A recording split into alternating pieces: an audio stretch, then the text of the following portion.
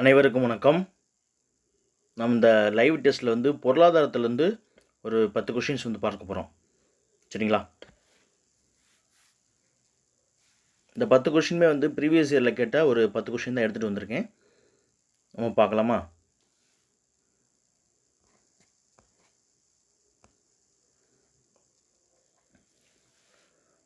முதல் கேள்வி பாருங்கள். ஓம்புட்ஸ்மேன் என்ற அமைப்பு முதலில் தோற்றுவிக்கப்பட்டது எந்த நாட்டில் அப்படின்னு சொல்லி கேட்டிருக்காங்க. ஆன்சர் பண்ணுங்கள். நம்ம எல்லாத்துக்குமே நல்லா தெரியும்.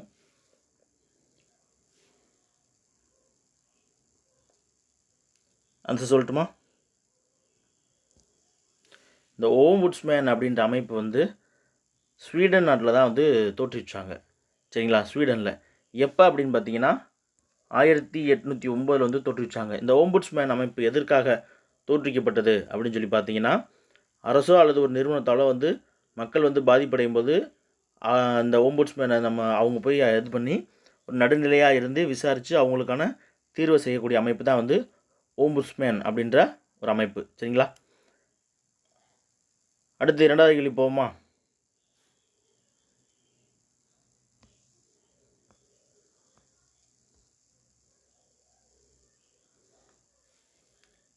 பின்தங்கிய நாடுகளின் குறைவான மூலதன ஆக்கமே வறுமைக்கு அடிப்படை காரணம் அப்படின்னு சொன்னவர் யாரு அப்படின்னு சொல்லி கேட்டிருக்காங்க. பின்தங்கிய நாடுகளின் குறைவான மூலதன ஆக்கம் அதுதான் அவருடைய வறுமைக்கு காரணம் அப்படின்னு சொன்னவர் யாரு அப்படின்னு சொல்லி கேட்டிருக்காங்க. ஆன்சர் பண்ணுங்க.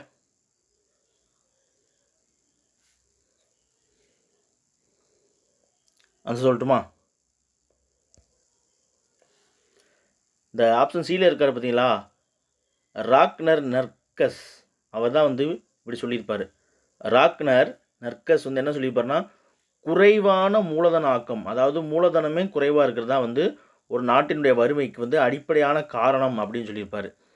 மால்தஸ், இவருடைய ஃபுல் பேர் தாமஸ் ராபர்ட் மால்தஸ். இவரை பற்றி பின்னாடி கேள்வி வருது, நம்ம அதில் பார்ப்போம்.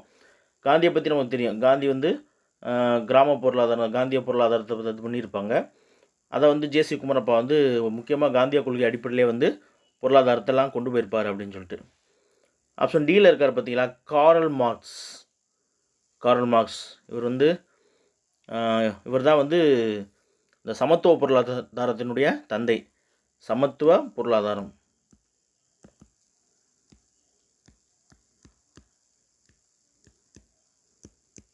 பொருளாதாரத்தின் தந்தை. சரிங்களா? பொருளாதாரத்தின் தந்தை நம்ம எல்லாருக்கும் தெரியும். பொருளாதாரத்தின் தந்தை ஆடம் ஸ்மித்து. சரிங்களா? அதே போல் நவீன பொருளாதாரம் இல்லைன்னா புதிய பொருளாதாரத்தின் தந்தை ஜேஎம் கீன்ஸ்.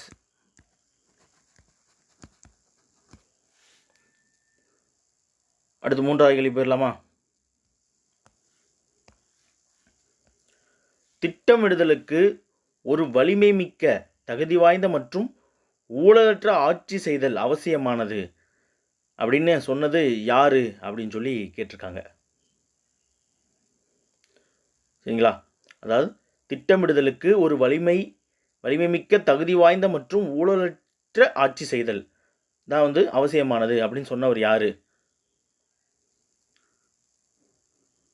ஆப்ஷன் பாருங்க. A Arthur Lewis, B Adam Smith, C JS Mill, D Lionel Robbins.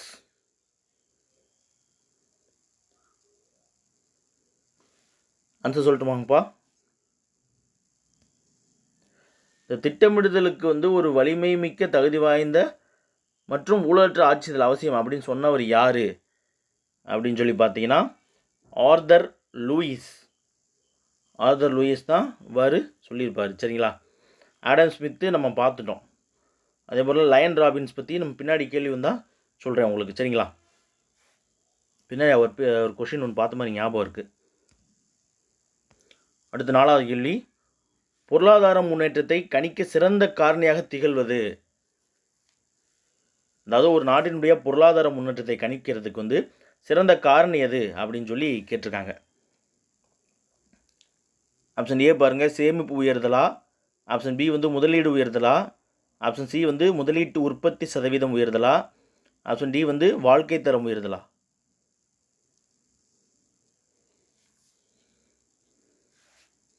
S, option D வந்து வாழ்க்கை தரம் உயர்தல் தான் வந்து ஒரு நாட்டினுடைய பொருளாதார முன்னேற்றத்தை கணிக்க சிறந்த காரணி. சரிங்களா? அடுத்து 5வது கேள்வி போயிடலாம். பின் வருவனவற்றில் சரியான சொற்றொடரை கண்டுபிடி அப்படின்னு சொல்லி கொடுத்துருக்காங்க. எதை பற்றி? இந்திய பொருளாதாரம். இந்திய பொருளாதாரத்தை பற்றி சரியான தொடர் கண்டுபிடிக்க சொல்லியிருக்காங்க. ஃபர்ஸ்ட் பாயிண்ட் பாருங்கள், இந்திய பொருளாதாரம் முதலாளித்துவ பொருளாதாரத்திற்கு சிறந்த எடுத்துக்காட்டு. இது வந்து சரியா? அடுத்து 2வது பாருங்கள், இந்தியாவில் அநேகமானோர் வேளாண் தொழில் செய்து வருகின்றனர். இது வந்து சரியா?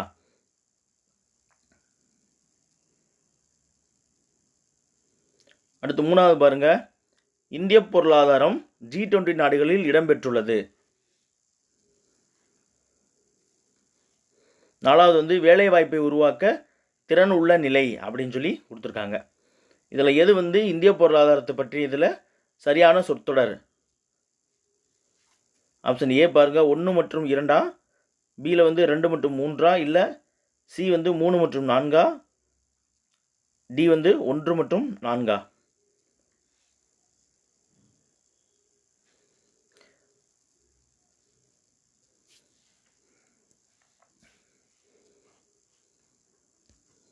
நமக்கு தெரியும் இந்திய பொருளாதாரம் வந்து முதலாளித்துவ பொருளாதாரம் கிடையாது, முதலாளித்துவம் கிடையாது. இந்தியா வந்து ஒரு கலப்பு பொருளாதார நாடு அப்படின்னு நமக்கு தெரியும். அப்போ 1 வந்து தவறாக தான் இருக்கும். சரிங்களா? 1 வந்து தவறு. அடுத்து 2வது பாயிண்ட் பாருங்கள், இந்தியாவில் அநேகமானோர் வேளாண் தொழில் செய்து வருகின்றனர். நமக்கு தெரியும் கிட்டத்தட்ட 60-65% மக்கள் வந்து வேளாண் தொழில் தான் இந்தியாவில் செய்கிறாங்க அப்படின்னு நமக்கு தெரியும். அப்போ 2 வந்து சரி. 3வது வந்து இந்திய பொருளாதாரம் G20 நாடுகளில் இடம்பெற்றுள்ளது. இதுவுமே நமக்கு தெரியும். G20 நாடுகளில் இந்திய பொருளாதாரம் இருக்குது, அதாவது வாங்கும் திறனில் 3வது இடத்துல இருக்குது அப்படின்னு சொல்லி நமக்கு G20 பொருளாதாரத்தில் G20 நாடுகளில் இந்திய பொருளாதாரம் இருக்குது அப்படிங்கிறது நமக்கு தெரியும். 3மே வந்து சரி. வேலை வாய்ப்பை உருவாக்க திறன் உள்ள நிலைன்னு கொடுத்துருக்காங்க. இது வந்து தவறு. வேலை வாய்ப்பை உருவாக்க திறன் உள்ள நிலை வந்து குறைவாக தான் இருக்குது. அப்போ 4 வந்து தவறு. சரி எது அப்படின்னு பார்த்தீங்கன்னா 2 மற்றும் 3. இது எதில் இருக்குன்னு பாருங்கள். ஆப்ஷன் பியில் 2 மற்றும் 3 இருக்குது. இதுதான் வந்து சரியான விடை. சரிங்களா? அடுத்து 6வது கேள்வி போயிடலாமா?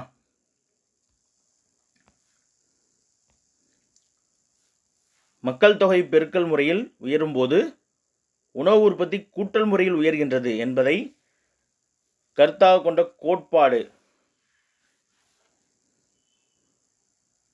அதாவது கருத்தாக கொண்ட முக்கிய கோட்பாடு எது அப்படின்னு சொல்லி கேட்டுக்கலாம். ஆப்ஷன் ஏ பாருங்கள், மக்கள் தொகை மாற்ற கோட்பாடா. ஆப்ஷன் பி காரல் மார்க்ஸின் கோட்பாடா. ஆப்ஷன் சி மால்தூஸின் மக்கள் தொகை கோட்பாடா. ஆப்ஷன் டி வந்து அழிப்பு கோட்பாடா. ஆன்சர் பண்ணுங்க.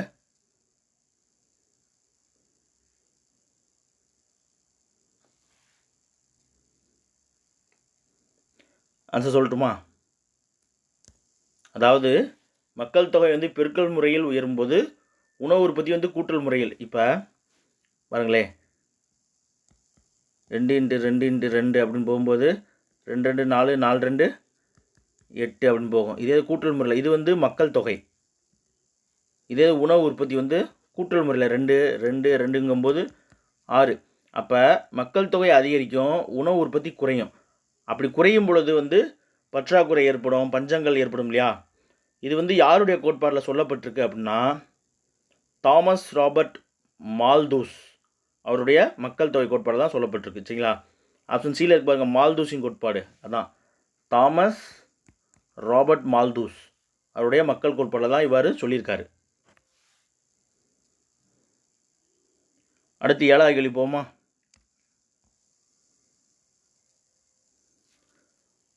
பொறுத்து சொல்லியிருக்காங்க பாருங்கள். முதலாளித்துவத்தினுடைய தந்தை யார்? சமத்துவத்தினுடைய தந்தை யார்? நல இலக்கணத்தின் ஆசிரியர் யார்? பற்றாக்குறை இலக்கணத்தினுடைய ஆசிரியர் யார் அப்படின்னு சொல்லி கேட்டிருக்காங்க. நம்ம பார்த்தோம் இல்லையா, அந்த லயன் ராபின்சன்ஸ் வந்திருக்காருங்களா? சரி, ஆன்சர் பண்ணுங்கள். சரியான பொருத்தப்பட்டது இது 1 மற்றும் 3 இல்லை 1 மற்றும் 2 2 மற்றும் 3 அல்லது 2 மற்றும் 4?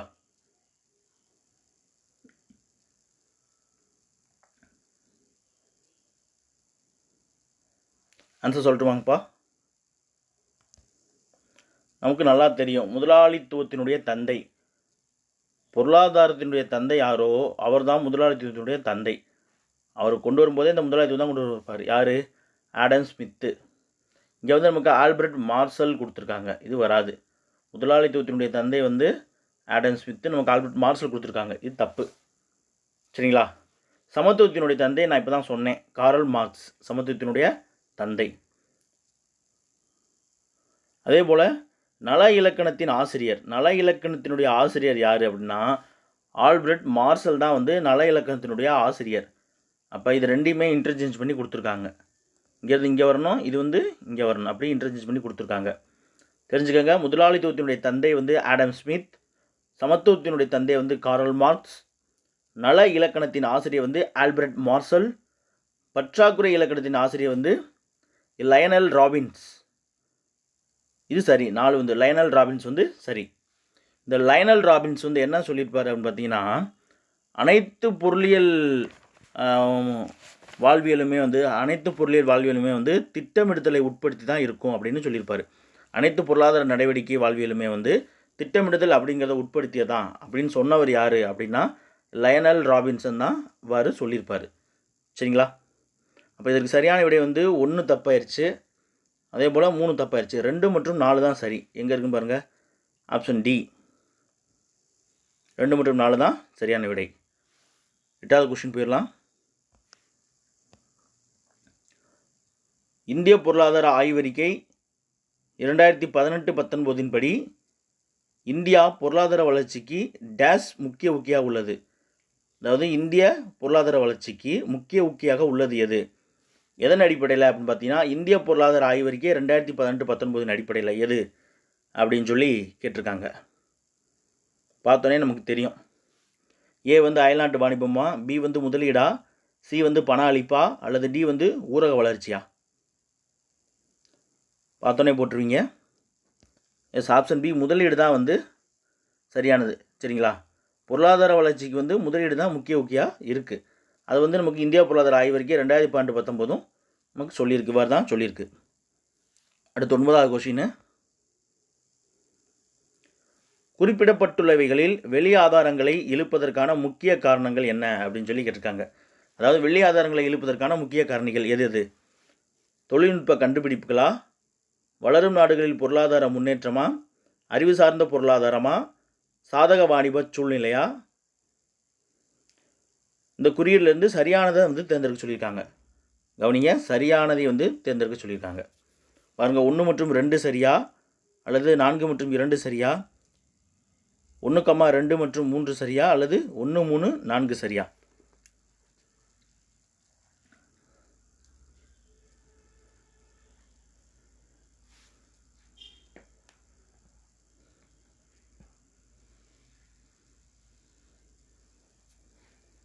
தொழில்நுட்ப கண்டுபிடிப்புகள் வந்து வெளியாதாரங்கள் இருப்பதற்கான முக்கிய காரணங்களில் வரும். கரெக்டா? எஸ், இது கரெக்டு. அதே போல் வளரும் நாடுகளுடைய பொருளாதார முன்னேற்றமும் வெளியாதாரங்களை இழுப்பதற்கான ஒரு முக்கிய காரணியாக இருக்கலாம். அப்போ இரண்டுமே வந்து கரெக்டு. அடுத்து அறிவு சார்ந்த பொருளாதாரம். அறிவு சார்ந்த பொருளாதாரமே வந்து வெளி ஆதாரங்களை இழுப்பதற்கான ஒரு முக்கிய காரணமாக தான் இருக்குது. 4வது கொடுத்துருக்காங்க பாருங்களேன், சாதக வாணிப சூழ்நிலை. ஒருவருக்கு மட்டுமே சாதகமாக அந்த வாணிப சூழ்நிலை இருந்துச்சுன்னா வெளி ஆதாரங்கள் வருமா? வராதுல்ல. அப்போ 4 தவறு, மற்ற எல்லாமே கரெக்ட். அதாவது வெளி ஆதாரங்களை இழுப்பதற்கான முக்கிய காரணங்கள் என்ன அப்படின்னா 1 தொழில்நுட்ப கண்டுபிடிப்புகள், வளரும் நாடுகளில் உள்ள பொருளாதார முன்னேற்றம், அறிவு சார்ந்த பொருளாதாரம். சரிங்களா? அப்போ சி 1, 2 மற்றும் 3 தான் வந்து சரியான விடை. அடுத்து கடைசி லாஸ்ட் கொஷின். பொறுத்த சொல்லியிருக்காங்க. Adam Smith, JM கீன்ஸு, சேபத் jubilee. இந்த பக்கம் பாருங்கள், வாராந்திர விடுமுறை, பொருளியலின் தந்தை, வருடம், புதிய பொருளியலின் தந்தை. இதை பார்த்தோன்னே நமக்கு தெரியும், 2 இது நமக்கு நல்லாவே தெரிஞ்சிடும். அதை வச்சே நீங்கள் ஆன்சர் பண்ணிடலாம்.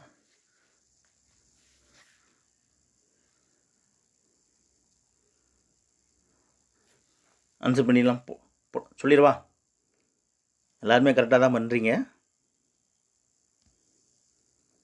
ஆடம் ஸ்மித்து நமக்கு தெரியும், அது பொருளியலின் தந்தை, பொருளாதாரத்தினுடைய தந்தை. அப்போ ஃபஸ்ட்டுக்கு 2 எங்கே இருக்குது? சி வராது, அடிச்சிருவீங்க. அடுத்து மீதி 3லையும் இருக்குது. அடுத்து ஜேஎம் கின்ஸு புதிய பொருளாதாரத்தின் தந்தை இருக்கா? 4ல் இருக்குது, ரைட்டு. அப்போ 2வது 4 வரக்கூடிய எது? மீதி 3யுமே அடிச்சிருவீங்க. சரி, மன்னிக்கணும், மீதி 2 ஏவும் பியும் அடிச்சிருவீங்க. அப்போ சி தான் கரெக்டு. சரிங்களா? சரி, இந்த ஆப்ஷன் சியில் சேபத், டியில் வந்து ஜூப்ளி அப்படின்னு சொல்லி கொடுத்துருக்காங்களே, இது என்னன்னு தெரியுங்களா உங்களுக்கு?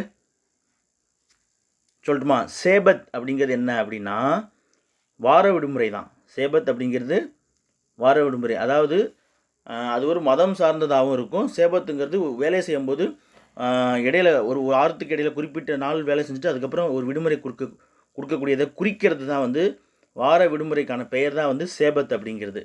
வார விடுமுறையாக சேபத் அப்படின்ற பெயரில் குறிப்பிடுவாங்க. அதே போல் ஜூப்ளி அப்படிங்கிறது வருடம். அதாவது ஜூப்ளி அப்படிங்கிறது என்னென்னா ஒரு குறிப்பிட்ட 50 வருஷத்துக்கு கழித்து வந்து இந்த பொருளாதார எல்லாமே ஒரு சீரமைப்பு செய்வாங்க. ஒரு குறிப்பிட்ட வருஷத்துக்கு அப்புறம் நிலத்தை வந்து இது பண்ணுவாங்க. நிலத்தை குத்தகைக்கு வாங்கினவங்கெல்லாம் திருப்பி கொடுத்துட்டு திருப்பி அக்ரிமெண்ட் போடுவாங்களே, அதுபோல் ஒரு 50 வருஷத்துக்கு ஒருக்கா வந்து இந்த மாதிரி பொருளாதார நடவடிக்கைகள் மாற்றம் பண்ணுவாங்க. அதனால தான் வந்து ஜூப்ளி அப்படிங்கிறது வருஷம் அப்படின்னு சொல்லி பொறுத்திருக்காங்க. சரிங்களா? சரி, ஓகேப்பா, லைவ் முடிஞ்சிருச்சு. 10 கொஸ்டின்ஸ் தான். இந்த பதிவு வந்து உங்களுக்கு பயனுள்ளதாக இருக்கும் அப்படின்னு சொல்லி நம்புகிறேன். மீண்டும் ஒரு அடுத்த வீடியோவில் சந்திப்போம். தேங்க்யூ. அவங்களோட மென்டர் கிருஷ்ணகுமார். தேங்க்யூ.